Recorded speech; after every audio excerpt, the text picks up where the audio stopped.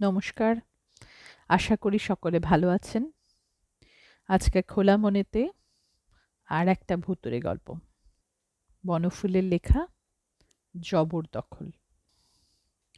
আমি যখন সুনন্দাকে দেখতে যাই তখন আমি জানতাম না যে সে আমার বাল্যবন্ধু হরিশের স্ত্রী।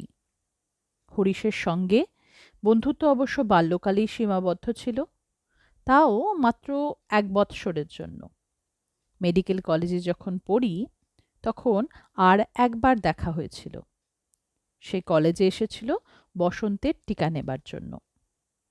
বলেছিল আফ্রিকা যাচ্ছি একটা চাকরি পেয়ে।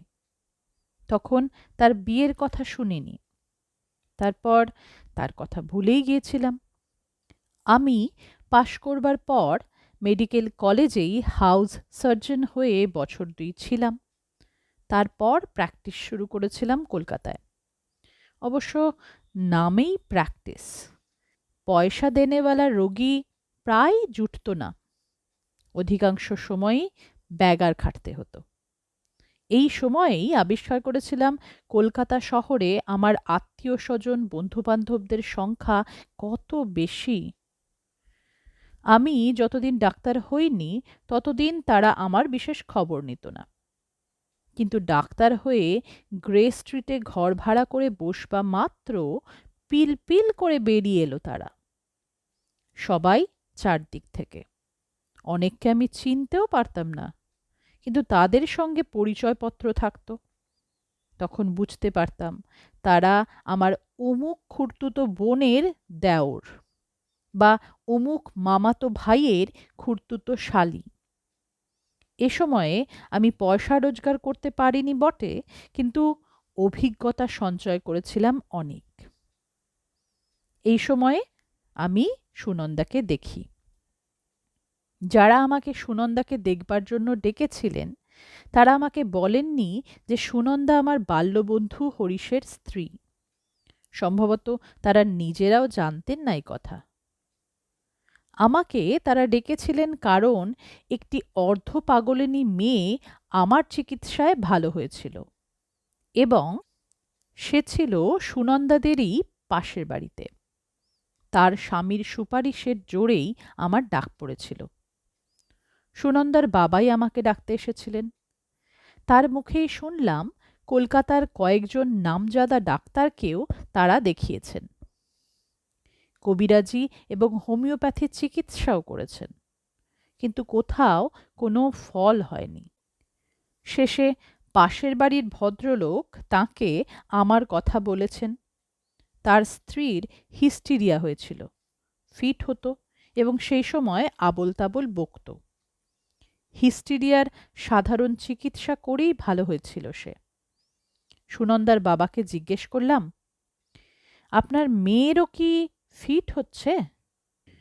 বললেন, প্রথমে আমরা মনে করেছিলাম ফিটই হয়েছে, কিন্তু ফিট হলে তো ফিট ভাঙে।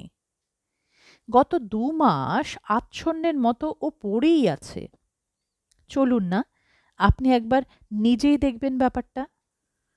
সুনন্দা বিছানায় চোখ বুজে শুয়েছিল আর ফিস ফিস করে বলছিল, জ্বলে গেল, জ্বলে গেল, সর্বাঙ্গ জ্বলে গেল আমার।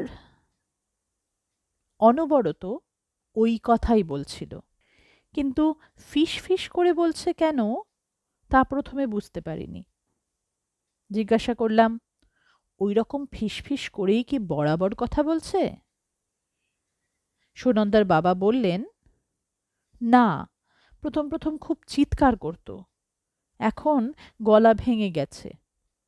নাড়ি দেখলাম, নাড়ি ভালোই মনে হলো। আমি অবাক হয়ে গেলাম সুনন্দার রূপ দেখে। মহাভারতের কৃষ্ণার রূপ বর্ণনা পড়েছিলাম। সুনন্দাকে দেখে তা মনে পড়ে গেল। রং কালো বটে, কিন্তু কি চমৎকার মুখশ্রী, কি কালো চুল! অমন সুন্দর চুল আমি আগে কখনো দেখিনি। বালিশের ওপর গোছা গোছা ছড়ানো ছিল এলোমেলো হয়ে। সত্যি মনে হচ্ছিল মেঘ নেমেছে। চোখ দুটি বোজা ছিল, কিন্তু তবু বুঝতে অসুবিধে হচ্ছিল না যে সে দুটি টানা টানা, অদ্ভুত রূপসী। জ্বলে গেল, জ্বলে গেল, সর্বাঙ্গ জ্বলে গেল আমার, ফিসফিস করে ক্রমাগত বলে চলেছে। কি কষ্ট হচ্ছে আপনার? কোনো উত্তর নেই। কি কষ্ট হচ্ছে বলুন, চোখ খুলুন, চেয়ে দেখুন আমার দিকে। চোখ খুলল না, কোনো উত্তরও পেলাম না। হঠাৎ লক্ষ্য করলাম চোখের কোণ থেকে জল পড়ছে। একটা ইঞ্জেকশন দিলাম ঘুমের জন্য। বললাম, কাল আবার আমাকে খবর দেবেন। সুনন্দার বাবা আমাকে ফি দিতে এলেন। বললাম, আগে উনি ভালো হয়ে উঠুন, তারপর ওসব কথা হবে। ভালো হবে তো? চেষ্টা তো করব। তারপর দিন খবর পেলাম সুনন্দার ঘুম হয়নি। ইঞ্জেকশন দেওয়ার পর তার আচ্ছন্ন ভাবটা আর একটু বেড়েছিল মাত্র। তাকে ঘুম বলা যায় না। সমস্ত রাত ঠোঁট সমানে নড়েছে, আর তেমনি ফিসফিস করে ক্রমাগত বলেছে, চলে গেল, জ্বলে গেল, সর্বাঙ্গ জ্বলে গেল। তবে সেটা আর খুব স্পষ্ট শোনা যাচ্ছে না। গিয়ে দেখলাম সুনন্দা তেমনিভাবেই পড়ে আছে। ঠোঁট দুটো কাঁপছে, সমস্ত শরীরটাই কাঁপছে। বুঝতে পারলাম খুবই যন্ত্রণা হচ্ছে ওর। টেম্পারেচার নিয়ে দেখলাম জ্বর নেই, নাড়িও ভালো, রক্তের চাপ এমন কিছু বেশি নয়। কিন্তু ও বিছানা থেকে উঠতে পারছে না, অনেক দিন থেকেই পারছে না, প্রায় বিছানা নষ্ট করে ফেলে। দেখলাম এইটাই ওদের পক্ষে সবচেয়ে কষ্টকর ব্যাপার হয়েছে। তাদের প্রশ্ন করে বুঝলাম প্রস্রাব পায়খানা স্বাভাবিক যা হওয়া উচিত তাই হচ্ছে। ওরা যতটা পারছেন ওকে খেতেও দিচ্ছেন। গলা গলা ভাত, আলু, ডিম, তরিতরকারি, ফলের রস, ভিটামিন, সিদ্ধ মাছ সবই দেওয়া হচ্ছে। মুখের ভেতর চামচে করে আস্তে আস্তে দিয়ে দিলে বেশ খেয়ে নেয়। কদিন থেকে একটা জিনিস লক্ষ্য করে তারা আশ্চর্য বোধ করছেন। তরিতরকারির মধ্যে বেগুন থাকলেও ও খেতে চাইছে না, মুখ থেকে বার করে দিচ্ছে। অথচ বেগুন ওর খুব প্রিয় তরকারি। বেগুন ভাজা, পোড়া, সিদ্ধ সব রকম খেতেই ও খুব ভালোবাসত। অথচ এখন খেতেই চাইছে না। আমি কিংকর্তব্য বিমূঢ় হয়ে দাঁড়িয়ে রইলাম কিছুক্ষণ। তারপর অতি সাধারণ একটা ঘুমের ওষুধ, যাকে ডাক্তারি ভাষায় বলে সিডেটিভ মিক্সচার, তাই দিয়ে চলে এলাম। কিন্তু ক্রমশ ব্যাপার ঘনীভূত হতে লাগলো। একদিন সকালে গিয়ে লক্ষ্য করলাম তার সর্বাঙ্গে ফোস্কার মতো হয়ে গেছে। অনেক জায়গায় চামড়া কুঁচকে গেছে। তাছাড়া মনে হলো চোখের কোণ দিয়ে পুঁজ পড়ছে। মুখের চামড়া কুঁচকে গেছে, মনে হচ্ছে যেন মুখখানা জরাগ্রস্ত। সুনন্দার কালো রং আরও কালো হয়ে গেছে, যেন ঝলসে দিয়েছে কেউ। মুখের সে সুন্দর শ্রী আর নেই, মুখটা বেগুন পোড়ার মতো দেখাচ্ছে। ঠোঁট দুটো কিন্তু নড়ে যাচ্ছে সমানে, কিন্তু আর কোনো কথা শোনা যাচ্ছে না। ঠোঁটের চামড়াও কুঁচকে গেছে দেখলাম।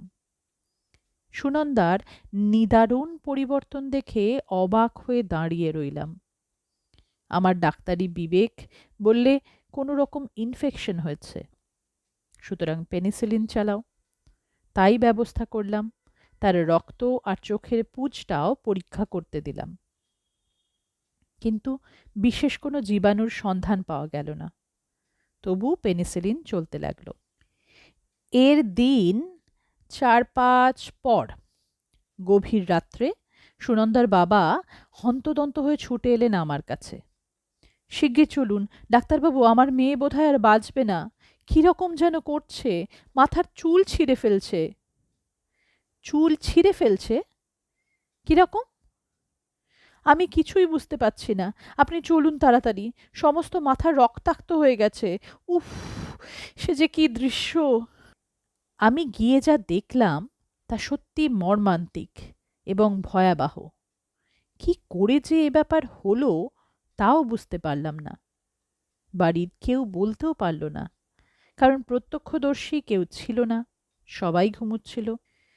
10-12 বছরের যে ছেলেটি সুনন্দার ঘরে শুতো, সে বলল, আমি যেন শুনলাম কে যেন বলছে, দূর হ, দূর হ, দূর হ।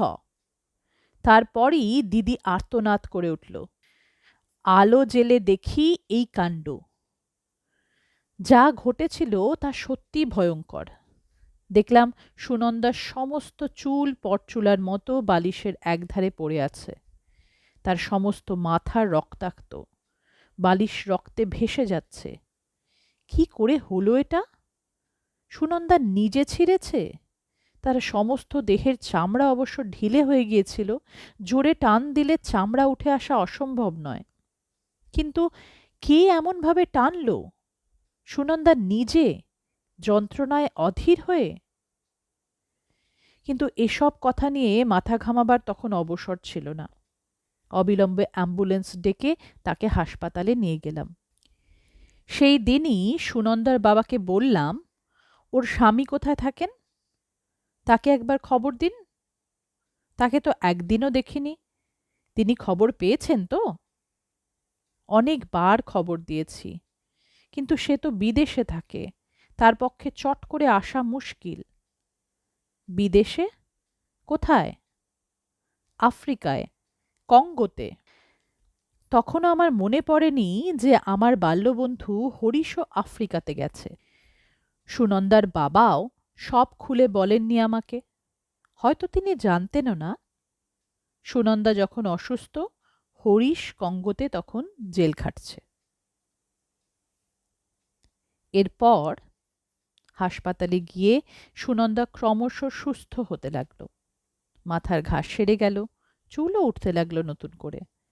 কিন্তু লক্ষ্য করে দেখলাম চুলের রং কালো নয়, লালচে। আর একটা জিনিসও হলো যা অদ্ভুত, তার সর্বাঙ্গের চামড়া যেন খোলসের মতো খসে পড়ল। নতুন যে চামড়া দেখা দিল তার রঙও কালো নয়, গোলাপি। চোখের চেহারা বদলালো। টানা টানা চোখ ছিল সুনন্দার, কিন্তু চোখের কোণে ঘা হয়েছিল, চোখের পাতাতেও। ঘা অবশ্য সারল, কিন্তু চোখ আর টানা টানা রইল না। সুনন্দার চোখের ভেতরেও ঘা হয়েছিল। ঘা সারতে দেখা গেল চোখের তারার রঙও বদলে গেছে। ছিল কালো, হয়ে গেছে কটা। সুনন্দার বাবা বললেন গলার স্বরেও নাকি পরিবর্তন ঘটেছে, রুচিরও। সুনন্দা বেগুন খেতে ভালোবাসত, কিন্তু ভালো হবার পর আর বেগুন খেতে চায় না। সুনন্দার পোস্ত মোটে ভালো লাগতো না, কিন্তু ভালো হবার পর খুব পোস্ত খাচ্ছে। সুনন্দার গান বাজনায় খুব ঝোঁক ছিল, কিন্তু ভালো হবার পর কেউ তাকে আর গান গাইতে শোনেনি। সে তারটা একবারও ছোঁয়নি। কোনো ইনফেকশনের ফলে কোনো ব্যক্তির ওই রকম দৈহিক ও মানসিক পরিবর্তনের কথা শুনিনি। এ নিয়ে একটা গবেষণা করব ভাবছিলাম। এমন সময় হরিশ হেসে হাজির হলো। হরিশ যখন তার স্ত্রীকে দেখতে এলো, তখন আমিও সেখানে উপস্থিত ছিলাম। হরিশ এসেই চমকে উঠল। তার মুখ দিয়ে বেরিয়ে পড়ল, এ কি আভা, তুমি? সুনন্দা মৃদু হেসে বলল, হ্যাঁ, আমি ফিরে এসেছি। পরে হরিশের কাছে শুনলাম আভা ওর প্রথম পক্ষের স্ত্রী। বিয়ের 2 বছর পরে ও সুনন্দার প্রেমে পড়ে লুকিয়ে বিয়ে করেছিল সুনন্দাকে। কিন্তু খবরটা বেশি দিন চাপা থাকেনি, অন্তত আভার কাছে থাকেনি। সে আত্মহত্যা করেছিল। কেমন লাগলো গল্পটা? আগের গল্পতে যেমন বললাম, এই ধরনের গল্পের ক্ষেত্রে আমরা ঠিক ভুল, ন্যায় অন্যায়, সত্যি মিথ্যে এই সমস্ত বিচারের ঊর্ধ্বে গিয়ে শুধু গল্পরসটাকে এনজয় করি। তাহলে পরে গল্পটাও সার্থক হয়, গল্পকথকের গল্প বলাটাও সার্থক হয়। এরকম কিছু কিছু অদ্ভুত ঘটনা যেগুলো আমাদের চিন্তাধারার বাইরে, সেগুলো হয়তো কখনো না কখনো ঘটেও যায়। এত বিচিত্র ঘটনা আছে বলেই আমাদের পৃথিবীটা এত রঙিন, এত হ্যাপেনিং। ভালো থাকুন সবাই। আবার একটা গল্প নিয়ে খুব তাড়াতাড়ি আসবো। ততক্ষণ একটু অপেক্ষা। ধন্যবাদ।